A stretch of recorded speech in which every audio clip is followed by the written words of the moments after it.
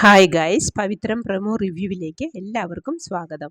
നന്ദിനി കിണറ്റിൽ വെള്ളം കോരുമ്പോൾ പുറത്ത് ചുവന്ന കാറിൽ വന്നിറങ്ങുന്ന വാസവനെ കണ്ട് നന്ദിനിയുടെ കയ്യിൽ നിന്നും ബക്കറ്റ് വഴുതി കിണറ്റിലേക്ക് പോയി. നന്ദിനി ഓടി വന്ന് മാഷിനോട് പറയുന്നുണ്ട്. അപ്പോഴേക്കും കാറിൽ നിന്നും ഇറങ്ങി വാസവൻ അകത്ത് കയറിയിട്ടുണ്ടായിരുന്നു. മാഷും വിനായകനും കമലയുമൊക്കെ പുറത്തേക്ക് വന്നു.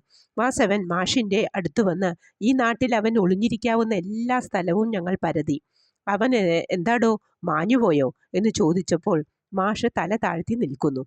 എൻ്റെ കുടുംബത്തിൻ്റെ സ്വസ്ഥതയും സമാധാനവുമാണടോ തൻ്റെ മകൻ ഇല്ലാതാക്കിയത്. എന്നിട്ട് തന്നെ ഞാൻ സ്വസ്ഥമായി ജീവിക്കാൻ വിടണോ? കയറി നോക്കടാ എന്ന് ആക്രോശിക്കുമ്പോഴേക്കും കൂടെയുണ്ടായിരുന്നവർ വീട്ടിൽ കയറാൻ ഒരുങ്ങുന്നു. മാഷും വിനായകനും അവരെ തടയാൻ ശ്രമിക്കുന്നുണ്ടെങ്കിലും അവർ അകത്ത് കയറി പരിശോധിക്കാൻ തുടങ്ങി.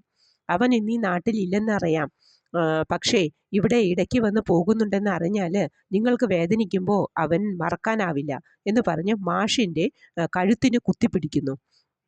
അതിനുശേഷം മാഷിനെ പിടിച്ചു ഉന്തി. വിനായകൻ തടുക്കാൻ വന്നപ്പോൾ വിനായകനെ കാലുകൊണ്ട് ചവിട്ടി വീഴ്ത്തി. ഇതൊക്കെ കണ്ട് ഒന്നും അറിയാതെ അമ്പലത്തിൽ നിന്നും വന്ന കമലയുടെ കയ്യിലെ പ്രസാദം വാങ്ങി ഊതിക്കളഞ്ഞു. ഇത്രയും ആയപ്പോഴേക്കും കമല കുഴഞ്ഞു വീണു. ഇതൊക്കെയാണ് പ്രമോവായി കാണിച്ചത്. പ്രമോ ഇഷ്ടപ്പെട്ടുവെങ്കിൽ ലൈക്ക് ചെയ്യാനും ഷെയർ ചെയ്യാനും സപ്പോർട്ട് ചെയ്യാനും സബ്സ്ക്രൈബ് ചെയ്യാനും മറക്കരുത്. അടുത്ത ഒരു അടിപൊളി എപ്പിസോഡിൻ്റെ പ്രമോവുമായി വരുന്നതുവരെ കാത്തിരിക്കുക.